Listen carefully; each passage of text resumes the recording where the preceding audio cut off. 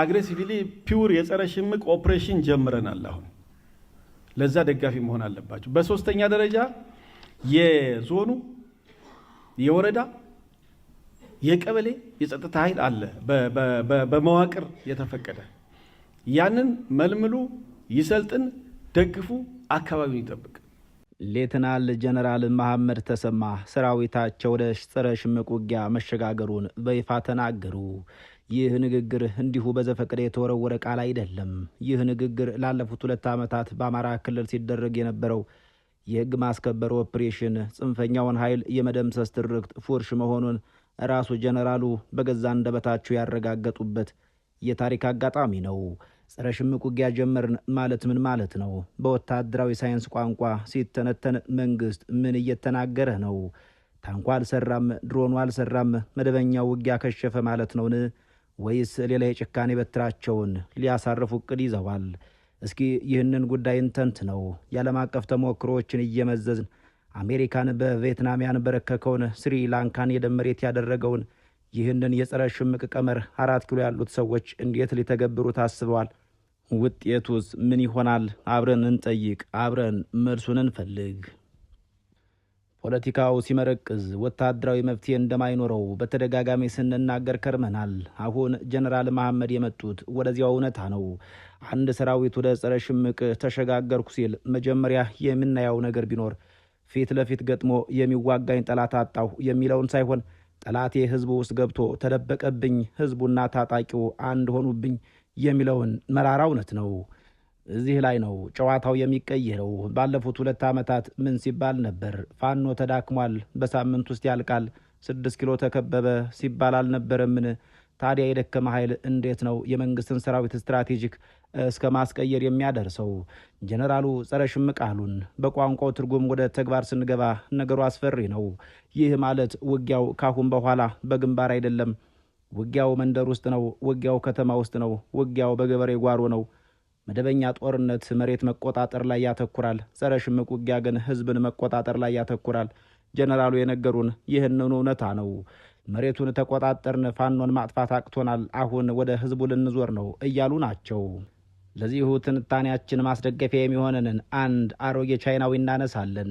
ማኦ ዘይዶንግ። ማኦ ስለ ሽምቅ ውጊያ ሲያስተምር እንዲህ ይላል። ታጣቂው አሳ ነው፣ ህዝቡ ደግሞ ውሃ ነው። አሳው በህይወት የሚኖረው ውሃው ውስጥ እስካለ ድረስ ብቻ ነው ይላል።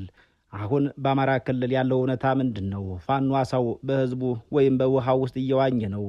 የመከላከያ ስራ የተላለፉት 2 ዓመታት አሳውን ለመያዝ ሞከረ፣ አልተሳካም። መረቡ ተቀደደ። አሁን ጀነራል መሐመድ ይዘውት የመጡት አዲስ ስልት አዛውን ለመያዝ ውሃውን ማድረቅ የሚለውን ጨካኝ ወታደራዊ ሳይንስ መርህ ይሆን? የምንጠይቀው ጉዳያችን ነው። ለድሮን የሚሆን ታርጌት የለም። ለ10 ሰው ለ5 ሰው ብለህ ሸል አትተኩስም። ወይም ነው ቤተክርስቲያን ላይ ወይም መስጊድ ላይ ካሉ የፈለገው ይሁን እንጂ አትመታም። እግረኛው ይገባል። ስለዚህ አግሬሲቭሊ ፒውር የጸረ ሽምቅ ኦፕሬሽን ጀምረናል። አሁን ለዛ ደጋፊ መሆን አለባቸው። በሶስተኛ ደረጃ የዞኑ የወረዳ የቀበሌ የጸጥታ ኃይል አለ በመዋቅር የተፈቀደ ያንን መልምሉ፣ ይሰልጥን፣ ደግፉ፣ አካባቢውን ይጠብቅ።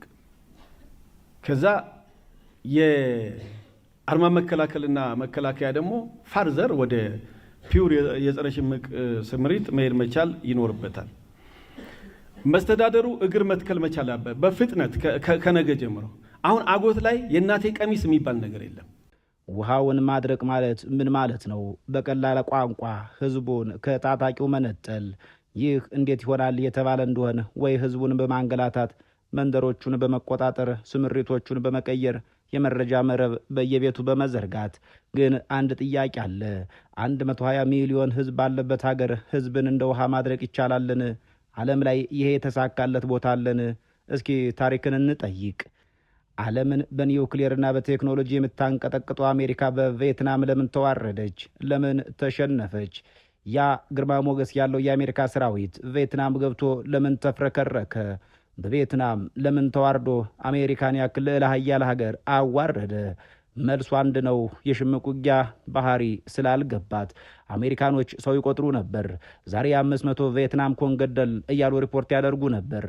ልክ እንደኛው የኮሚኒኬሽን ሚኒስትሮች እንደማለት ነው። ግን ቪየትናሞቹ የሚዋጉት ለማሸነፍ ሳይሆን ላለመሸነፍ ነበር።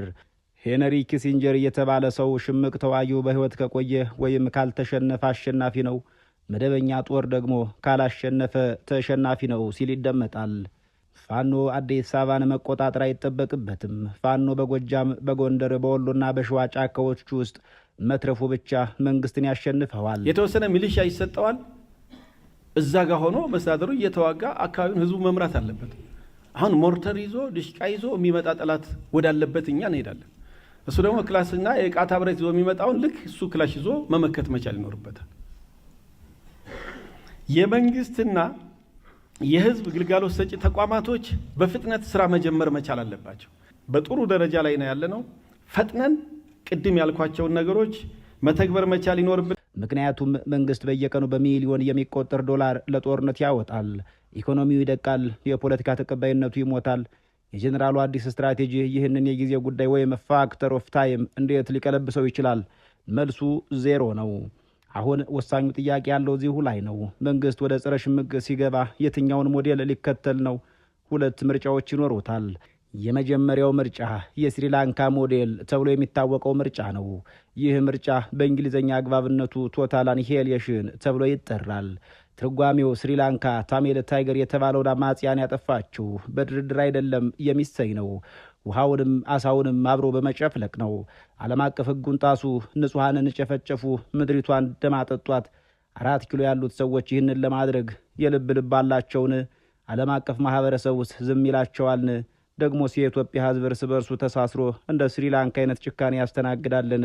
ይህ እሳት ላይ ቤንዚን ማርከፍከፍ ነው የሚሆነው። ሁለተኛው ምርጫ የኮሎምቢያ ሞዴል ተብሎ የሚታወቀው ሞዴል ነው። ይህ ሞዴል ኔጎሲዬሽንን የሚያስቀድም ሞዴል ነው። የኮሎምቢያ መንግስት ከኤፍኤአርሲ ታጣቂዎች ጋር ለ50 ዓመታት ተዋጋ። 50 ዓመት ሙሉ። በመጨረሻ ግን ያሸነፈው ጀነራል ወይም ታንኩ ሳይሆን ያሸነፈው ፖለቲካው ነው። ያሸነፈው ፖለቲካዊ ድርድሩ ነው። በእርግጥ ጀነራል መሐመድ የጸረ ሽምቅ ውጊያ መጀመሩን ባበሰሩበት መድረክ ስለ ሰላም፣ ስለ ይቅርታ፣ ስለ ፖለቲካዊ ነጥቦች በጠቅላላ አውርተዋል። ያወሩት ስለ ቴክኖሎጂ፣ ስለ መረጃ፣ ስለ አዲስ ታክቲክ ጭምር ነው። ይህ ደግሞ የሚያሳየው መንግስት አሁንም ከስህተቱ እንዳልተማረና በኃይል ጨፈልቀዋለሁ የሚለው ትቢት አሁንም እንዳልተወገደለት ነው። ጀነራሉ ስለ ቴክኖሎጂ ሲያወሩ ተሰምተዋል። ድሮን ላለፉት ዓመታት ሲዘንብ ነበር። ለውጥ አመጣ? አላመጣም። እንዲያውም በጸረ ሽምቅ ውጊያ ድሮን ጠላትን ከማጥፋት ይልቅ ጠላትን የማበራከት እድሉ ሰፊ ነው ይላሉ ወታደራዊ ሳይንስ አዋቂያን። ለምን የተባለ እንደሆነ አንድ ድሮን ተተኩሶ 10 ታጣቂዎችን ሊገድል ይችላል። ግን አብሮ 2 ንጹሃን ገበሬዎችን ከገደለ የእነዚያ ገበሬዎች ቤተሰቦች በሙሉ ወደ ታጣቂነት ይቀየራሉ። በዚህ የሂሳብ ስሌት መሰረት መንግስት 1 ሲቀንስ 5 ይጨመርበታል እንደማለት ነው። ሌላው ደግሞ ኢኮኖሚው ነው። ጸረ ሽምቅ ውጊያ ርካሽ አይደለም። ብዙ ወታደር በየመንደሩ ማሰማራት የሚጠይቅ የውጊያ ስልት ነው። የስለላ በጀት ይጠይቃል። የሀገሪቱ ኢኮኖሚ እኮ ራሱ በሽምቅ ውጊያ ውስጥ ነው ያለው። የውጭ ምንዛሬ የለም። የኑሮ ውድነቱ ሰማይ ነክቷል። ታዲያ ይህንን የተራዘመ አድካሚና ውስብስብ ጦርነት የሚሸከም ትከሻ ኢትዮጵያ ከየት ታመጣለች የሚለው ትልቁ ጥያቄ ነው።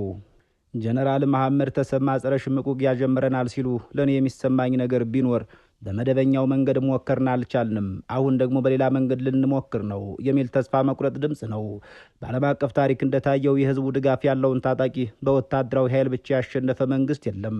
ወይ ደግሞ ስሪላንካ የዘር ማጥፋት መፈጸም አለብህ፣ ያ ደግሞ ፍርድና ታሪክ ያመጣብሃል። ወይ እንደ ኮሎምቢያ መደራደር ብቸኛው መፍትሄ ነው።